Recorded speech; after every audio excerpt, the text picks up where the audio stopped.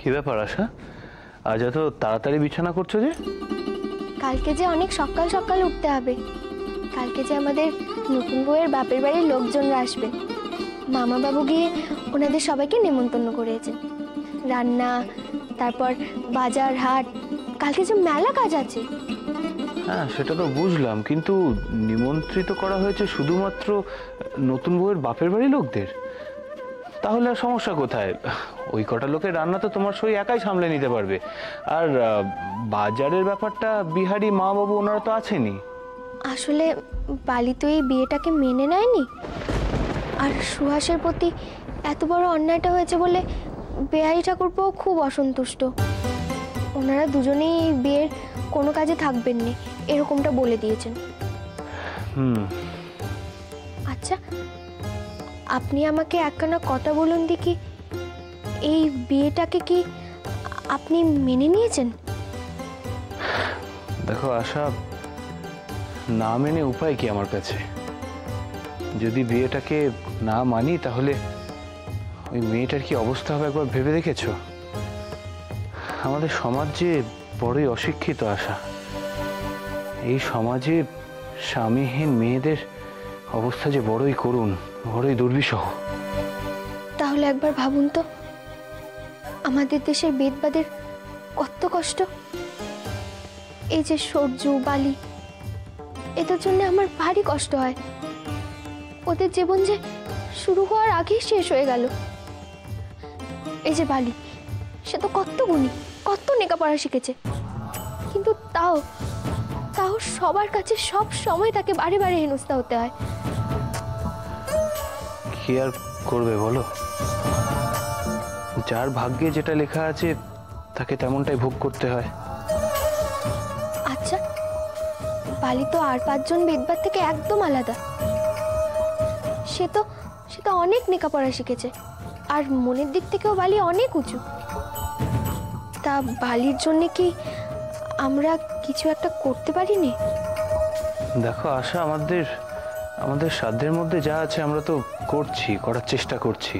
এরকম তো নয় যে তোমার বালি জলে পড়ে রয়েছে, তার মাথায় একটা ছাদ আছে, খাওয়া পড়া কোনো কিছুতেই তার কোনো অভাব নেই। কিন্তু তবুও সে যে আমাদের আশ্রিতা। এই সংসার তো তার সংসার নয়। বালির যদি নিজের একটা সংসার থাকতো তাহলে তো বালি কত সুখী হতো। সেটা বুঝতে পারছি, কিন্তু কি আর করবে বলো আশা? ভাগ্যকে তো কেউ পাল্টাতে পারে না। আচ্ছা, ভাগ্যকে তো চাইলেই বদলানো যায়। ভাগ্যকে বদলাবে কি করে? কেন? আমরা যদি বালির আরেকটা বিয়ে দিই তাহলে তো বালির আর কোনো কষ্ট থাকবে না। আশা, কি হয়েছে? আমি কি কিছু ভুল বললুম? এসব ভুলভাল আজগুবি কথা তোমার মাথায় কে ঢোকাচ্ছে? হ্যাঁ, কে ঢোকাচ্ছে বলো? সব আজে বাজে চিন্তা এক্ষুনি নিজের মাথা থেকে দূর করে দাও।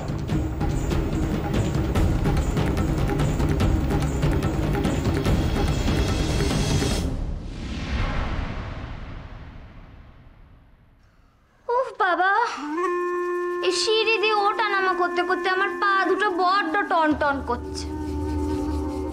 এই যে, এদিকে এসো তো, তোমার সাথে আমার কিছু কথা আছে।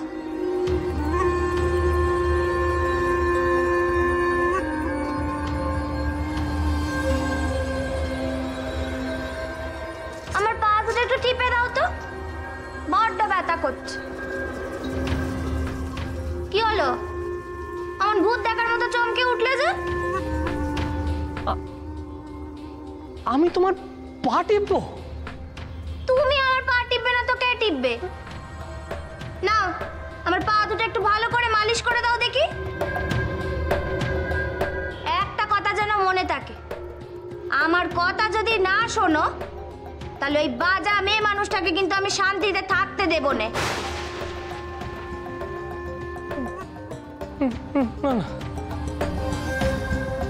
কি হলো কি? শুরু করো।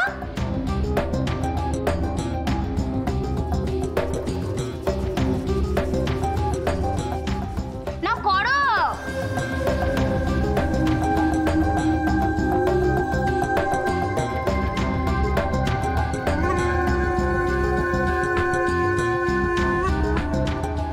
একটা কথা তোমায় বলে রাখি, এ বাড়িতে ওই স্বামী সেবা করা, শ্বশুর শাশুড়ির হুকুম তামিল করা, তারপরে ওই হেসেলের কাজকর্ম, এসব কিন্তু আমি করতে পারবো না।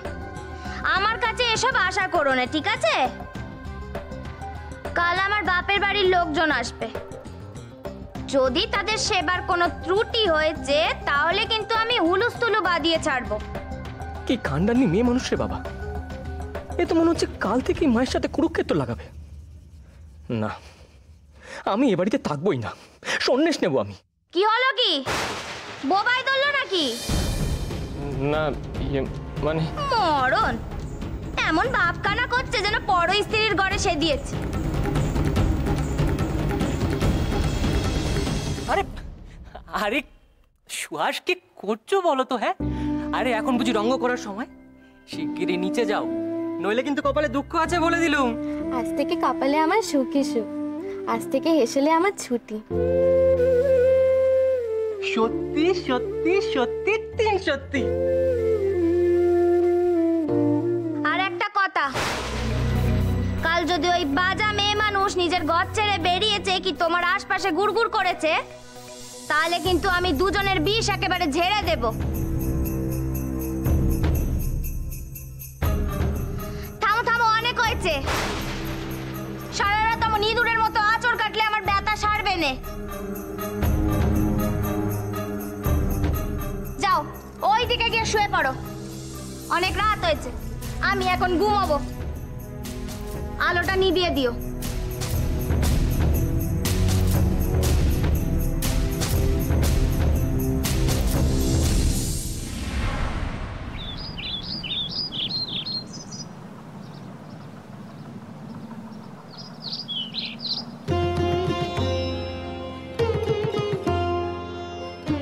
কি হলো সুভাষ, তুমি এমন ঘুম মেরে বসে আছো কেন? সুভাষ, আজ বাড়িতে মেলা রান্না আছে, শাশুড়িমা হুকুম করেছেন আজ বাড়িতে 5 রকমের ভাজা, শাক, শুক্তো, ছোলার ডালনা, এসব ছাড়াও 2 রকমের মাছ, মাংস, এই সব কিছু করতে হবে।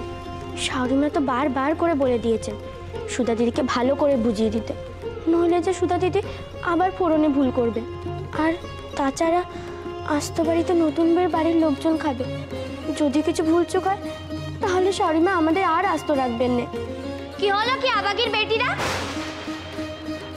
এখানে দাঁড়িয়ে দাঁড়িয়ে বুঝি গাল গপ্প হচ্ছে? আমার ঘরে খাবার কে পাঠাবে?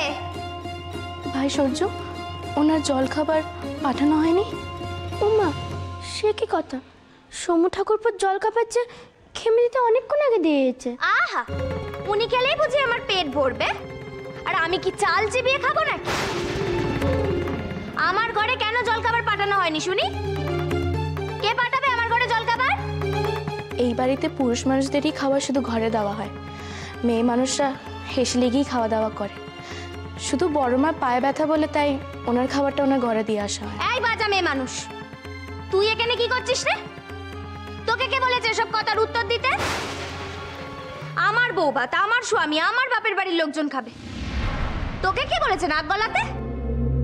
বেহায়া মেয়ে মানুষ, কোন মুখে এখানে এসছিস? হ্যাঁ, যা যা এখান থেকে, খবরদার যদি শাশুড়িমার ঘরের বাইরে পা রেখেছিস তো।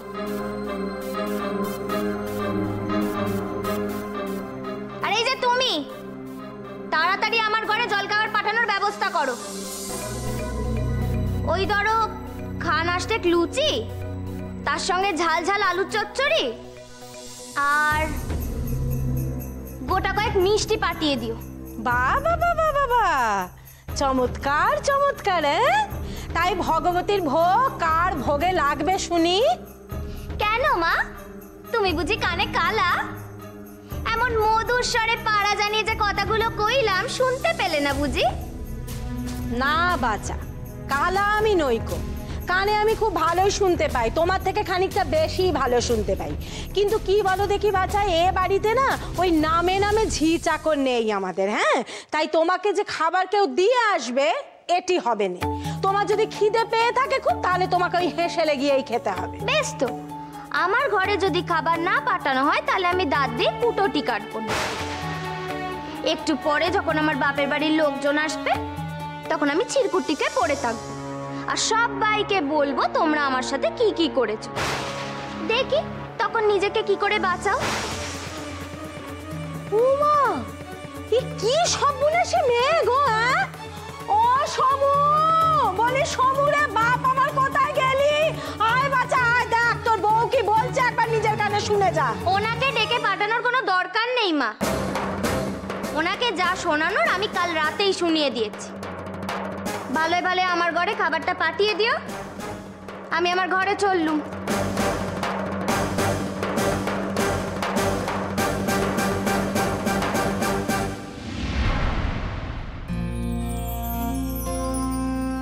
কি হলো না?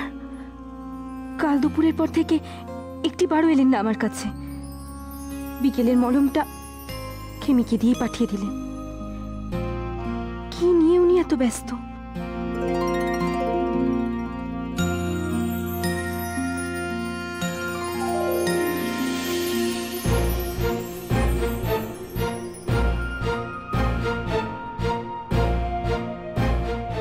কিসের এত দ্বিধা ওনার মনে?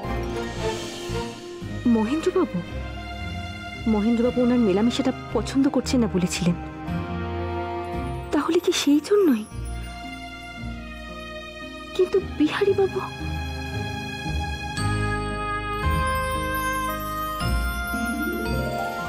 খেমি, খেমি, একবার এদিকে শুনে যাস তো।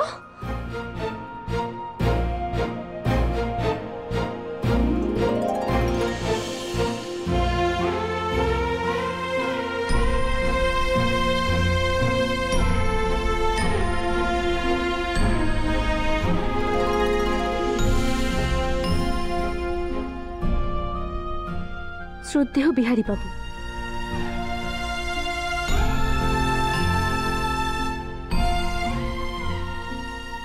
মনের সাথে অনেক যুদ্ধ করিয়া শেষে হার মানিলাম।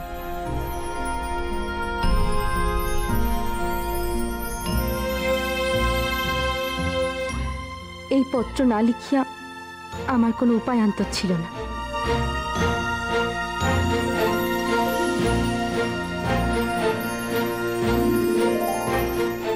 গতকাল হইতে একটিবারও আপনি আমার ঘরে আসেন নাই।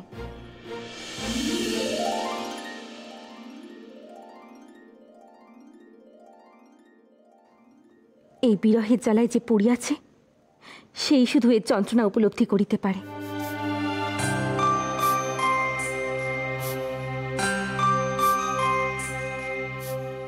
এমন করিয়া এই অভাগ্যকে সাজা দিবেন না।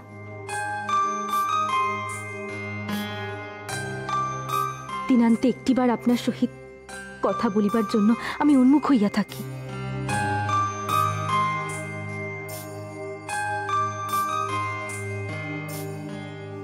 এইটুকু সংঘসুধা হইতে আমাকে বঞ্চিত করিবেন না।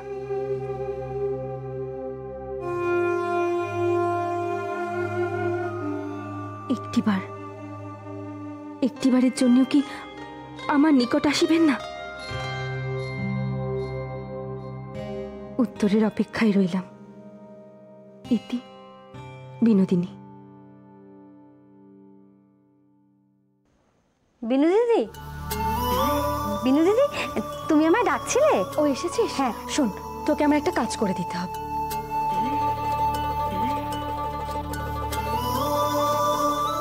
এই চিঠিখানা তোকে বিহারী বাবুকে গিয়ে দিয়ে আসতে হবে, কিন্তু খবরদার কেউ যেন এই চিঠি পড়ে না ফেলে। তুই পারবি তো? খুব পারবো। আমি চুপি চুপি গিয়ে বিহারী দাদা বাবুর হাতে চিঠিখানা দিয়ে আসবো। ও নিয়ে তুমি কিচ্ছু ভেবো না।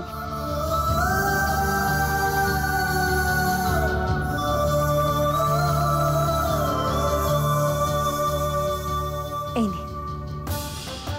ওটা একটা টাকা? আমি এক্ষুনি যাচ্ছি বিনু দিদি, এক্ষুনি যাচ্ছি।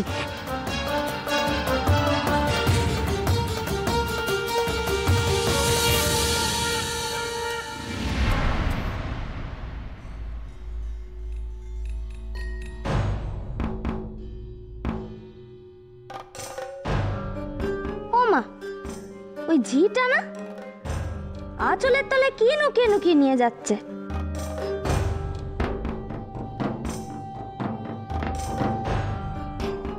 আয় উচকাপালি, হার জ্বালানি মেয়ে মানুষ, কোথায় যাচ্ছিস রে? আমি আমাকে বলছো? না তো কি তোর শৌরকে বলছি গোড়ামুখী? কোথাও নড়বি না এখান থেকে। কি চুরি করেছিস দেখা দেখি। আমি? হে কি কথা বলছো গো? আমি চুরি করিনি। হে ভগবান, এসব কিসব কথা বলছে গো? থাম, অনেক যাত্রাপালা হয়েছে। কি হাতালিও ঘর থেকে তাই বল। তোকে তো দেখলুম ওই বেদবার ঘর থেকে বেরোলি, তা কি মাল করি নিয়ে এলি দেখা দেখি। তাড়াতাড়ি বের কর, নইলে কিন্তু আমি চেঁচিয়ে বাড়ির লোক জড়ো করবো। তোমার দুটি পায়ে পড়ি গো নতুন বউ, তুমি বিশ্বাস যাও আমি কিছু চুরি করিনি গো। তুমি আমায় ছেড়ে দাও গো নতুন বউ, তুমি আমায় ছেড়ে দাও। ওঠ ওঠ এখান থেকে।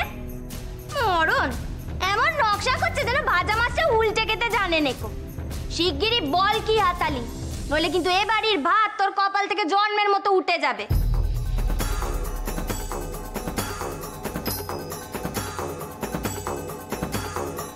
আমি বললাম না আমি কিছু চুরি করিনি গো। এই দেখো।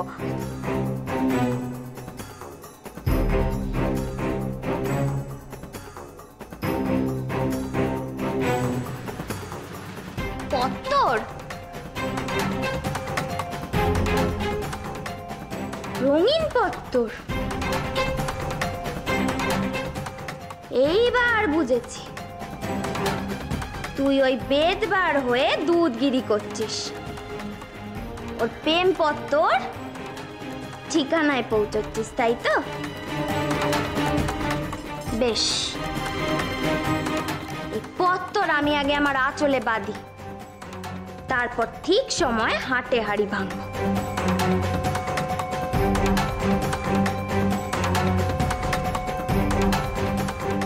লক্ষ্মী বউ দিদি, তোমার দুটি পায়ে পড়ি, আমাকে আমাকে এই কাগজখানা দিয়ে দাও। নিবি? বেশ তো, তাহলে বল পত্তরখানা কাকে দিতে যাচ্ছিলি? কাউকে না, আমি সত্যি বলছি কাউকে না। আমি তো ঝাড় দিতে গিয়ে পেলুম, তাই ফেলে দিতে যাচ্ছিলুম। তাই বুঝি? খুব শিয়ানা হয়েছ না? দাঁড়াও, আমি এই পত্তর সবাইকে দিয়ে পড়াবো, তাহলেই বোঝা যাবে কে কাকে এই পত্তর লিখেছে।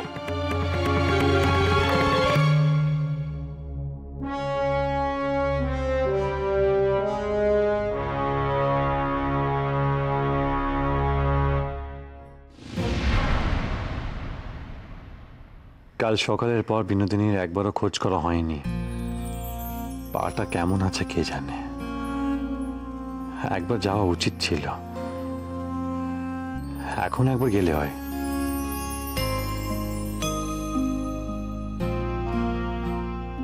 কিন্তু কাল মহিন্দা যেভাবে, যেই না দেখেছো বাড়ির সবাই বউ ভাতের অনুষ্ঠান নিয়ে মেতে রয়েছে, অমনি তুমি বিনোদিনী দেবীর পদসেবা করতে ঢুকেছো। কি ভাবোটা কি তুমি নিজেকে? তুমি একাই চালাক।